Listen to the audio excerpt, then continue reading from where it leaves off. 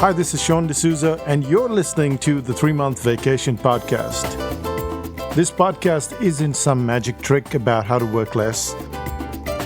Instead, it's about how to really enjoy the work that you do and to enjoy your vacation time.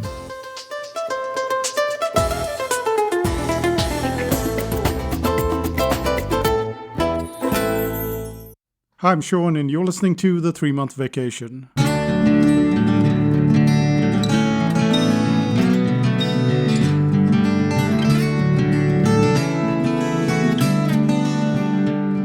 I want to earn $250,000 a year, said a client to me, and I have a strategy to do so. Have you ever run into a situation where someone says something to you and you're not really sure what to say next? Well, this was the case when a client brought up the idea of earning $250,000 in the year that was to follow. I've read this article, she said to me. I've read this article about how you can get 1,000 true fans. And I've been a fan of other people's work, and I've paid $250. Hence, all I have to do is get 1,000 people to pay me $250, and I will easily reach my goal. If you're shaking your head disapprovingly, you're not off the mark. The 1,000 True Fans concept was based on an article written back in 2008, and it quickly gained intense interest because it had this very easy multiplication process.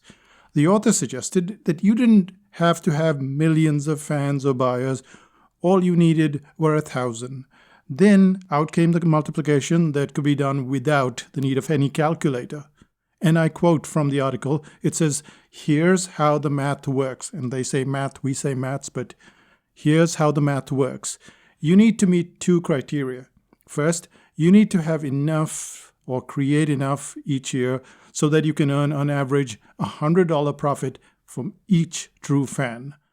That is easier to do in some arts and businesses than others, but it is a good creative challenge in every area because it is always simpler and better to give existing customers more than to find new fans. And he goes on, secondly, you must have a direct relationship with your fans. That is, they must pay you directly. You get to keep all their support, unlike the small percent of their fees that you might get from a music label or a publisher or a studio retailer or some other intermediate. If you keep the full $100 of each true fan, then you only need 1,000 true fans to earn $100,000 per year. And it goes on. 1,000 customers is a whole lot more feasible to aim for than 1,000,000 fans. Millions of paying fans is not a realistic goal to shoot for, especially when you're starting out. But 1,000, now that's doable, and you might even remember 1,000 names. If you added 1 true fan per day, it would only take a few years to get to 1,000.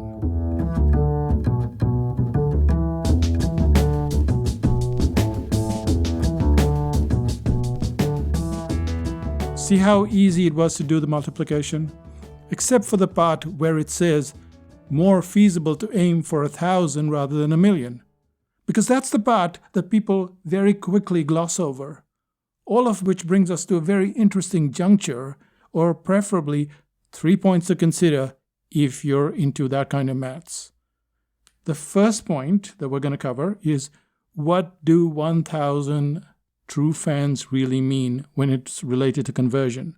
The second is why it's better to aim lower or even a lot lower. And the third, which is how to expand your fan base even while adding limitations. Let's slide into this with the first one, which is, what do 1,000 true fans really mean when it's related to conversion?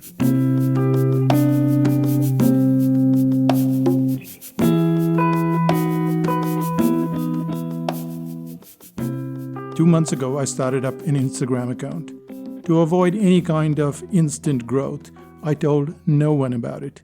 Even though we have tens of thousands of subscribers on our list, and a huge number of those, a subset, are buyers, I made sure that nobody knew about it to ensure that the growth would be based purely on people finding the account and then becoming a follower.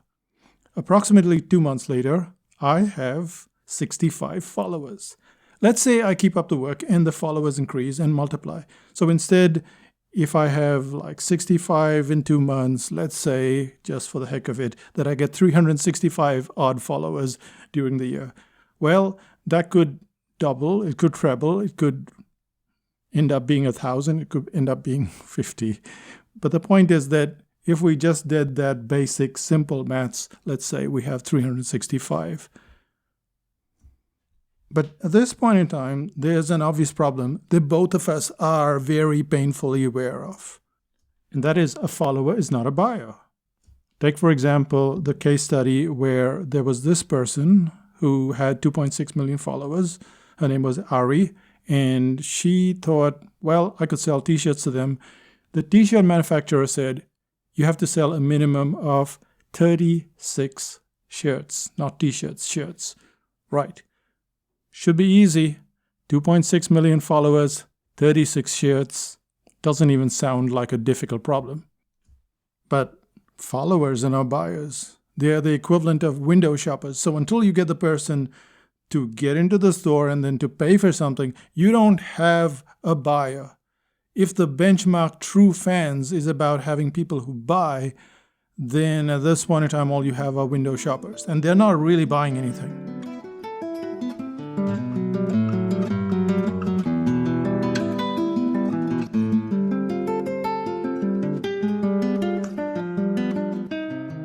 And sorry to be a little bit cynical, but the experience tells us that you often need even greater numbers to get 1,000 people to buy. But how many? 5,000? 10,000? Or is it 50,000? The numbers aren't relevant because conversion doesn't work predictably. It doesn't go, if you do this and this happens, if that happens and this happens. No, it doesn't work like that. It totally depends on the day, on the client, on what's happening around. It's totally bizarre. So the point being made here is that you can't get very far by throwing random figures at a wall. Even the woman who wanted to earn $250,000 a year had her figures off by quite a bit. To reach 250K, she's likely to have expenses of at least a modest $50,000. That means she's got to earn $300,000. But that's the income before taxes. So if she lives in a country where you pay just 33% in taxes, she'd have to earn about $400,000 to reach that profit of 250K. So if we just do this random maths, well, everything seems to work because it's logical. You multiply this number by that number and you get something that sounds very predictable.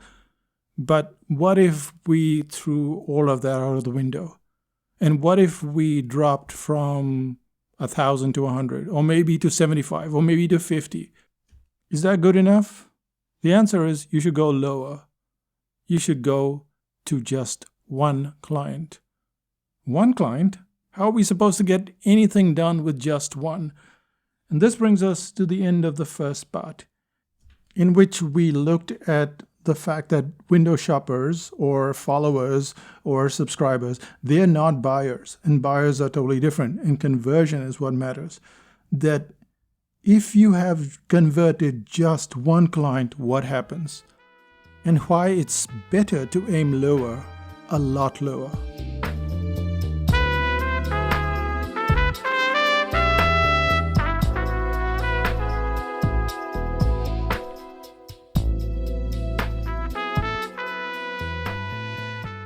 The problem that seems to arise from the concept of 1,000 true fans is almost always the same.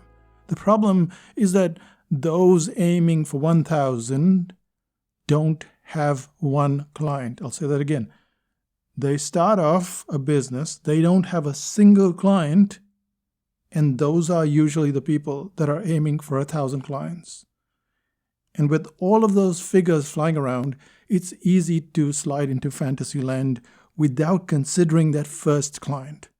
The first client isn't likely to be the bedrock of your fortune, but it helps to have at least one before you start going into multiplying all those numbers. Because almost without exception, the magic number is 1 when it comes to entrepreneurship. In theory, that seems simple, doesn't it? If 1,000 buyers seem a bit unattainable by this point in time, Surely one should be easy. Surely you can go from 0 to 1. But that's not the case with a lot of people. Even for that first client, that very first client, you have to work for it. I remember starting out as a cartoonist back in Mumbai. It was called Bombay back then. And I was just 17, still in college, and looking for that first client. Back then, if you could draw, there was a ready market. There were a vast array of magazines, newspapers, other periodicals. And not only were they thriving, but you could be paid for your work. The problem was getting the foot in that door. One of the earliest cartoons was published in a magazine called Eve's Weekly. That one cartoon gave me the courage to go knocking on the next door. In a few months, I managed to not only get more work with Eve's Weekly, but also in other magazines and then in newspapers. The income that I earned managed to pay for my college education, which admittedly isn't as astronomical as in first world countries. So I paid for my college tuition, and it also gave me enough money to buy myself a 100cc motorbike.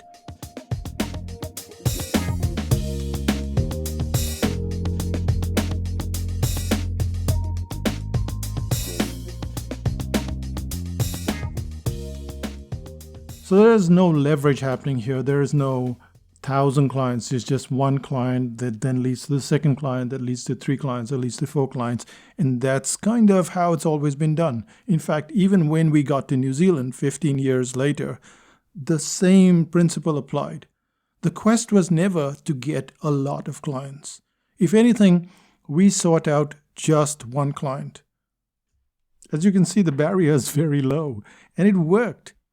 We're all aware that it's not possible to do well or even earn a living with just one client. Mostly, it's not possible. But even so, that should be the goal, and here's why. Most of us never get started because the bar is too high. Getting a single client gives you just enough confidence to get you going. The key to business isn't skill or even knowledge. Instead, it's confidence. Most of us start out with fancy titles like yoga teacher, artist, life coach, etc., when in fact, we're still right on the bottom rung of the ladder. And a single client lets us get paid some amount of money, and that gives us just that boost that we need to keep going. Reaching for 1,000 clients all at once, even if it's like a year from now or 2 years from now, that freezes us in our tracks. That's such a high bar to go for. And I speak to clients all the time who can't seem to get off the ground because they have to reach this goal. Weeks pass, months pass, years pass, and finally we find ourselves in a position that's no further than the starting point. And the question we fail to ask ourselves is, do we have one client? And if we do have that one client, was it just a fluke? Or were we able to get that client to come back and buy another product or another service? And this question is important. This question of, do we have one client? It's important because once we have one client, we can figure out what works with that client, what doesn't. We can get a testimonial. And if you're brave, you can get feedback on how to improve things. All of this takes us to the second client, then the third, and so on.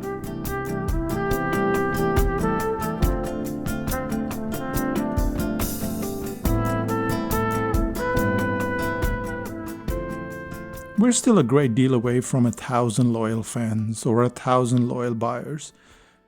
But 2 or 3 suitable clients means you're able to cover your expenses and stop eating ramen noodles. Which isn't to say that you can't get to 1,000 clients right away. There are ways to speed up the process. You don't have to throw one rock at a time into the lake to make a splash. If you head to places where clients are actively looking to buy, it's possible to get 100, even 1,000 new clients almost overnight. Well, overnight is a few weeks, maybe a month. Take, for instance, this example of the book Good Night Stories for Rebel Girls. They found 13,454 buyers, and if you're interested, they generated $675,614. Another book, Food City, earned a modest $32,000, but still managed to get 274 buyers. A third book, Daniel and Ishmael, a book about two boys, one Jewish and the other Muslim, who become friends on the soccer field. Now that publication got even a fewer number of buyers, and it was just 115, but that's still 114 buyers more than one person.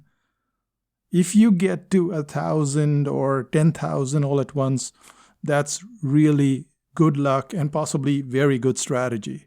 However, even giant companies like Sony or Apple or Pilates, they didn't start out with thousands. They didn't do this oversimplified maths.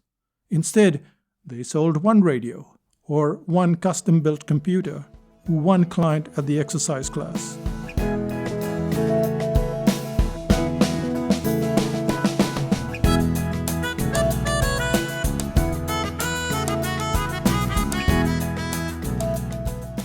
We figured out there are ways to speed up the process, and there will be a time when you can expand that fan base so that it goes into tens and dozens and hundreds and possibly thousands. It could happen all at once. Just one Kickstarter campaign could do that, or it might take a few months or several years. The key is starting with one is doable.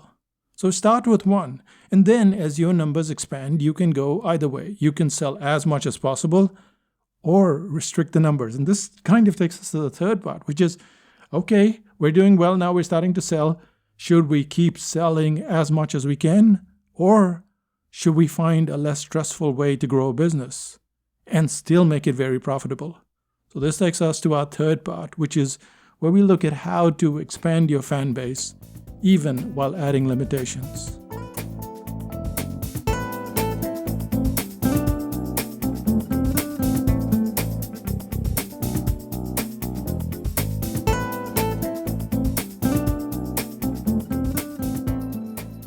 One of the reasons we have cameras today is because of one man's asthma.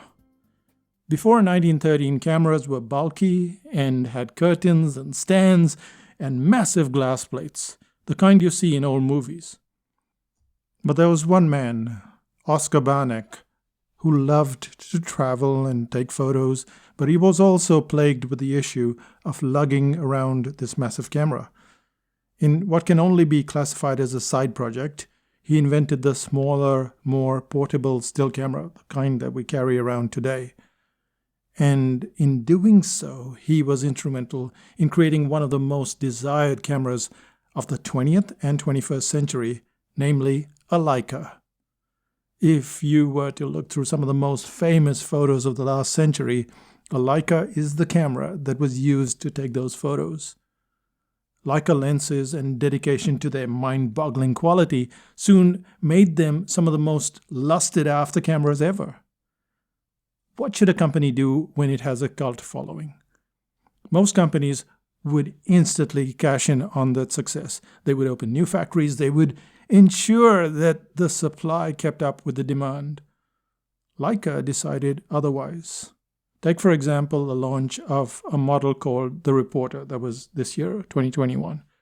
A company would be likely to produce thousands of cameras, but instead, there are just 450 units available.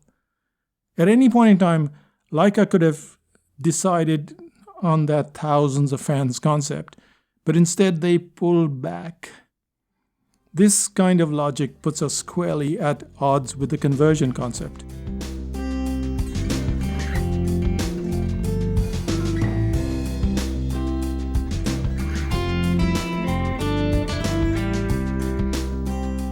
If most of your clients aren't going to buy and they're just window shoppers, then doesn't it make sense to pull back so much? Doesn't it make more sense to sell as much as possible when the going is good?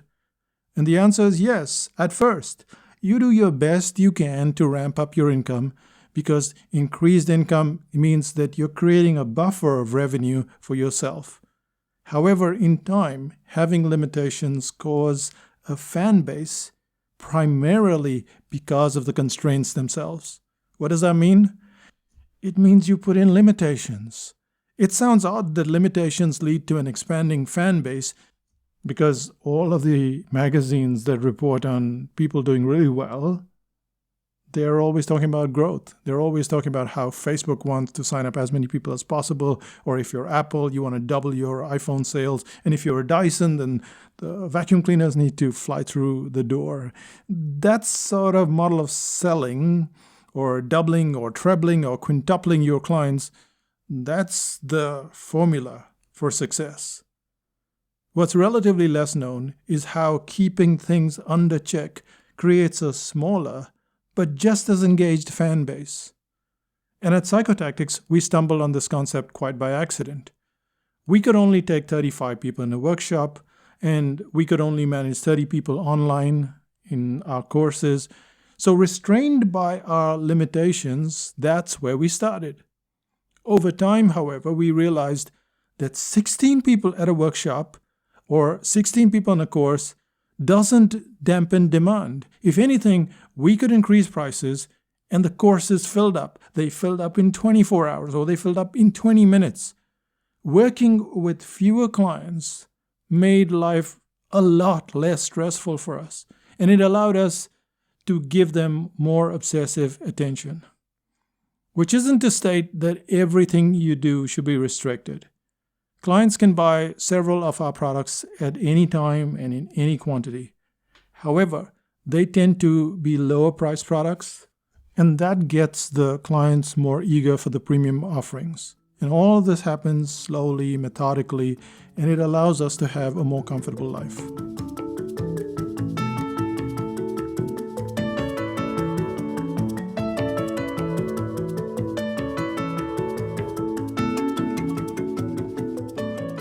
What's more important is the goal could have been just grow quickly, grow as quickly as possible, because we are all exposed to that level of insanity. But there is a different pathway that doesn't require you to have 1,000 fans or even a few hundred. A friend of mine runs a marketing coaching business. He has just 25 clients, each of whom pays him about $2,000 a month, actually a bit more, but let's keep it at $2,000. So if we slip back into multiplication mode, we realize that's about $50,000 per month or $600,000 per year. You might not be surprised to know that he has a waiting list as well. And while keeping things very small, he's doing just fine.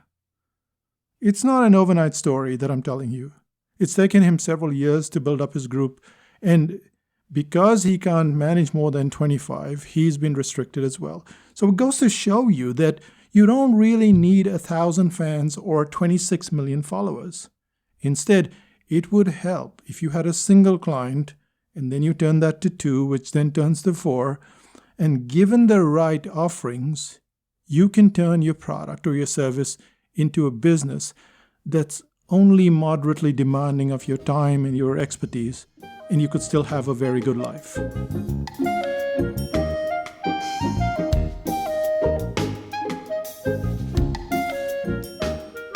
While I was writing this article, a client gave me a line from the co-founder of PayPal, which is Peter Thiel.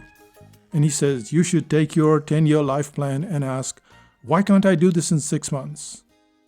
I say the opposite. You could take your time, you could restrict your audience, and you could live quite happily. Why would you want to do everything in 6 months? You could have 1,000 clients or 1,000,000 clients like PayPal, or you could have 25. It's your choice. And that brings us to the end of this podcast. What did we cover? Let's summarize.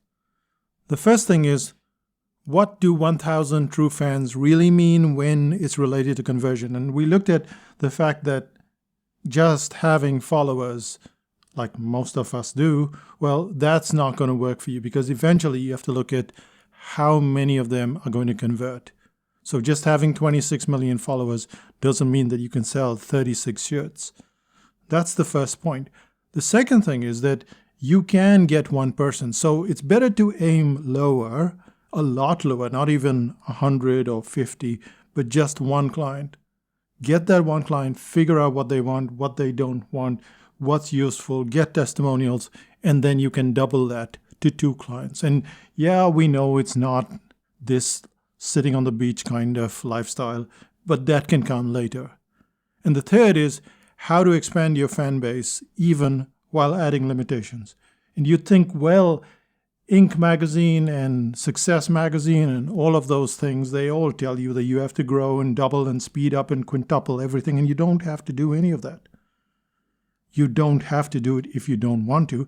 I mean, you can do that in terms of Kickstarter, and if it works well and you get enough backers, then you're suddenly going from 1 to 500 or 1 to 100 or 1 to 13,000. And that is admittedly a good strategy because buyers are already in place. Those are not subscribers. They're buyers. They're not subscribing to anything or doing anything. They're there to buy something. So that's really good.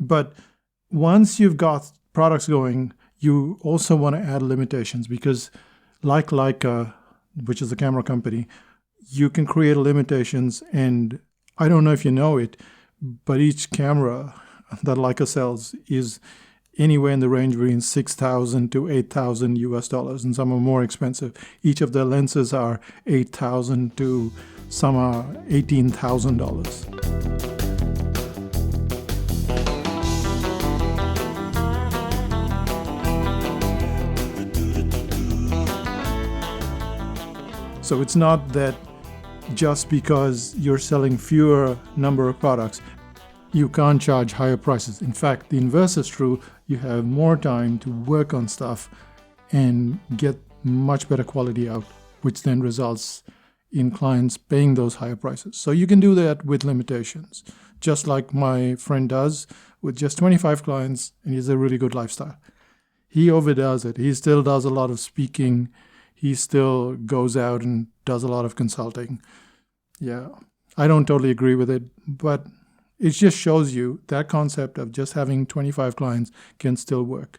Now, bear in mind that if you're selling a product like some coffee mugs or you're selling something like coffee itself, this is not exactly the model that's going to work. There, you're going to have to sell hundreds and thousands of cups of coffee. But where it really works is you have information in your head. You have information on how to run a business. Maybe it's an offline store. Maybe it is how to make coffee better. Maybe it is how to deal with staff. You have all that information, and that is scalable. That is something that you can teach somebody else. Maybe another cafe, or maybe you could create a book or a video series or something like that. So yes, it's not exactly fitting the model of someone who sells one product, but it does fit the information model. So just so you know. And that brings us to the end of this podcast. It's time to find out what's happening in Psychotactics land.